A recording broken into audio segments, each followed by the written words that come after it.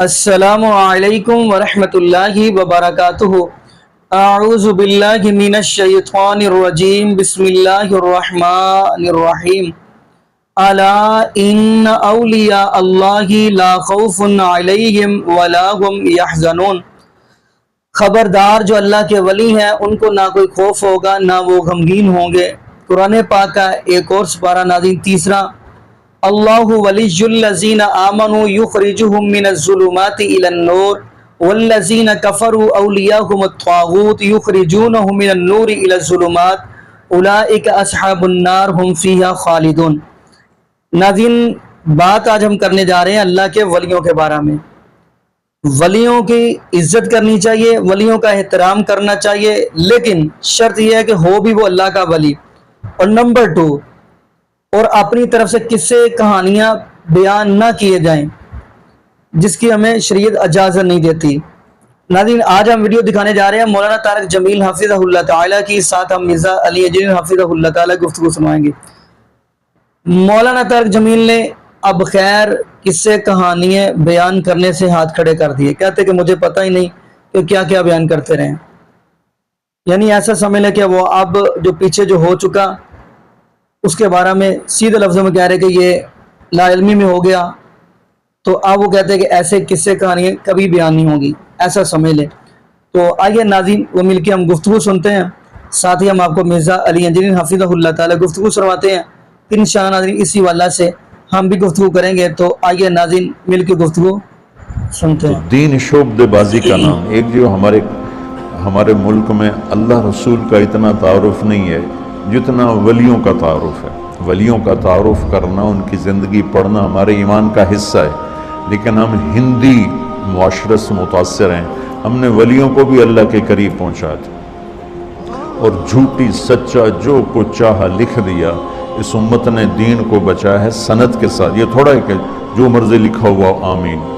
شیخ عبدالقادر جیلانی رحمۃ اللہ تبارک و تعالیٰ علیہ پیران پیر ہیں، اس میں کوئی دوسری رائے ہے ہی نہیں کہ وہ ولایت کے مقام میں سب سے اوپر ہیں، اللہ نے ان کو یہ مقام دیا ہے۔ لیکن ان کے بارے میں جھوٹی باتیں، سلام پھیرتے تھے، جب ادھر منہ کرتے تھے تو ادھر والے علماء بن جاتے تھے، اور ادھر منہ پھیرتے تھے تو ادھر والے حافظ بن جاتے تھے، اور وہ ان پڑھ کہتے ہیں سبحان اللہ۔ ارے بھائی ایسا نہیں، میرے نبی سے بڑی نظر ہے جیلانی کی، قطب سبحانی، پیران پیر، جتنے ٹائٹل دو تھوڑے ہیں، لیکن میرے نبی کے سامنے تو وہ ایک تنکے کی حیثیت نہیں رکھتے ہیں۔ ساری ولایت تو بہت چھوٹی چیز ہے، سارے انبیاء اکٹھے ہو جائیں تو میرے نبی کے سامنے کیا ہے؟ کچھ بھی نہیں۔ تو میرے نبی سلام پھیرتے تو عالم بنا دیتے، ادھر سلام پھیرتے تو حافظ بنا دیتے، آپ نے تو کیا نہیں تو یہ پیران پیر کیسے کر دیا؟ یہ اس قسم کے جھوٹے قصوں نے وہ دین کا حلیہ بگاڑ دیا، دین کی شکل بگاڑ دی۔ مثال کے طور پہ یعنی آپ اگر ہمارے صوفیاء کی کتابیں اٹھا کے پڑھنا شروع کریں نا، تو آپ کو وہ ایسی یعنی باتیں اور ان کے اندر ملیں گی کہ آپ کہیں گے یار یہ باتیں مطلب کوئی عقل میں آنے والی نہیں ہے۔ تذکرۃ الاولیاء کتاب دیوبند بریلوی دونوں چھاپ رہے ہیں، اس میں آپ ذرا بزرگوں کے دعوے سنیں، وہ بندہ کہتا ہے یار یہ کون سی کرامتیں ہیں؟ انہوں نے سورج واپس بلانے ہیں، شاہ شمس نے بلایا سورج نو تے بوٹی پون دیتی ملتان، وہ ملتان ہی پونی جانی سگردو نہیں ہو سکتی کیونکہ وہ تو سورج آنا نہیں نا۔ اور سر وہ ایکویٹر دے خط استوا دے نزدیک ہے، جڑے بھی شہر ہون گے وہ گرمی ہوئے گی ہوتے۔ اس طریقے سے وہ لوگ یعنی باتیں کرتے کرتے دنیا سے چلے گئے، کہانیاں کرا کے چلے گئے۔ اور اکثر آپ نے کئی بزرگوں کے بارے میں سنا ہوگا، جی جناب ایک کوئی ان کے پاس ان پڑھ بندہ چلا گیا، جی مجھے قرآن پڑھا دو۔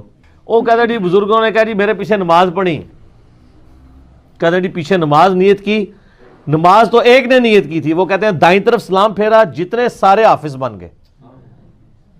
آپ کہتے ہیں سبحان اللہ۔ بائیں طرف والے سارے ناظرہ بن گئے۔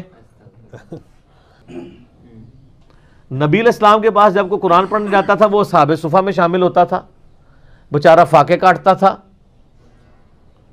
نبی علیہ السلام سے دین سیکھتا تھا، اس شخصیت سے جس کا کام تھا دین پھیلانا۔ حتیٰ کہ مسند احمد میں اگر آپ دیکھیں تو غزوہ بدر میں کچھ قیدی کافروں کے اس شرط پہ چھوڑے گئے تھے کہ 10 مسلمانوں کو لکھنا پڑھنا سکھا دیں. کافروں سے لکھنا پڑھنا سکھایا جا رہا ہے. نبی الاسلام نے کوئی نگاہ نہیں ماری, مولا علی نے کوئی نگاہ نہیں ماری, ابو بکر نے کوئی نگاہ نہیں ماری. ان نگاہوں بعد ہی پیداوار نے, پیداوار بھی کوئی نہیں, جعلی نے ہے ہی کوئی نہیں. ٹھیک ہے, تو یہ کرامات اور یہ ان کے اوپر وہ چل رہے ہوتے ہیں. بیسیکلی وہ دیومالائی قصے کہانیوں سے دین کو وائلیٹ کرنا چاہ رہے ہوتے ہیں. ڈاکٹرائن کے طور پہ کرامات کو ماننا ضروری ہے کہ کرامت ایگزسٹ کرتی ہے, معجزہ ایگزسٹ کرتا ہے, اس سے تو کسی کو انکار نہیں ہے. ہم کہانیوں کے خلاف ہیں کہ وہ کہانیاں ثابت بھی ہونی چاہیے. آپ پھر ایسی سی کہانیاں کراتے ہیں کہ جن کا پریکٹیکلی پروف کوئی نہیں ہوتا, الٹا اسلام کی دشمنی کا باعث وہ بن جاتی ہیں, تو ان کہانیوں کو تو نہیں ہم مانیں گے. یہ کرامت کسی کے اختیار میں نہیں ہوتی ہے کہ کوئی کر کے دکھا سکے, تا وقت ہے کہ اللہ تعالیٰ کسی معاملے میں کوئی معجزہ تفویض نہ کر دے. جیسا کہ موسیٰ علیہ السلام کو ایک پرماننٹلی معجزہ اٹیچ تھا کہ وہ عصا پھینکتے تھے, وہ سانپ بن جاتا تھا. لیکن جب پہلی دفعہ بنا اس وقت موسیٰ علیہ السلام بھی ڈر کے, قرآن پاک میں آتا ہے, اس لیے کہ ان کو پتہ ہی نہیں تھا یہ ہو جانا ہے. اس کا مطلب ہے کہ انہوں نے نہیں کیا تھا, خود کیا ہوتا تو اینڈ رزلٹ کا پتہ ہوتا انہیں. یہ تو سر حال ہے معجزوں کا. تو کرامات تو چھوٹی چیز ہے, وہ تو اولیاء اللہ سے ریلیٹڈ ہے. تفویض والا معاملہ کوئی نہیں ہوتا کہ آپ کہیں کہ کسی کی کیپیبلٹی یا کمپیٹنسی آ جاتی ہے. اس میں آصف بن برخیہ والا ایک واقعہ, آصف بن برخیہ کا نام تو کسی حدیث کے اندر نہیں آیا, وہ اسرائیلی روایتوں کے اندر ہے, وہ پیش کر دیتے ہیں. اس کی کوئی ڈیٹیل نہیں کہ وہ بندہ کون تھا, فرشتہ تھا, جن تھا, نبی تھا, اور اس کی بنیاد پہ پوری ایک ڈاکٹرائن کھڑی کی ہے. میں نے اس حوالے سے بھی تخت بلقیس کے واقعے کو اس میں ڈسکس کیا. کہتے ہیں جی ایک بزرگ تھے جی, انہوں نے ایک دن بیٹھ کے حساب لگایا کہ میری زندگی کتنی ہے. تو ان کو پتہ چلا 60 سال ہے. وہ کہتے ہیں جی اگر میں نے روزانہ بھی ایک گناہ کیا ہو تو 60 ملٹیپلائڈ بائی 365, یہ تو پتہ نہیں انہوں نے آندہ بھی ایسی کہ نہیں, بل میں اس نے ذہن رکھنا کہ انہوں نے ملٹیپلائی کر لیا ہوئے گا. اچھا کر کے تو وہ انہوں نے کیلکولیٹ کیا تو وہ جناب وہ تو پتہ نہیں کتنے ہزاروں گناہ ان کا. تو میں نے تو کئی دن ایک سے زیادہ بھی کیے ہیں, تو یہ تو لاکھوں گناہ ہے. ایک چیخ ماری اور روح پرواز کر گئی, سبحان اللہ. لیکن یہ پہلے ہوتا تھا. اب لوگ پوچھتے ہیں کہ سر یہ چیخ انہوں نے ماری اور حساب کتاب سارا خود کیا, یہ آپ کو بتایا کس نے کہ یہ ہو گیا تھا؟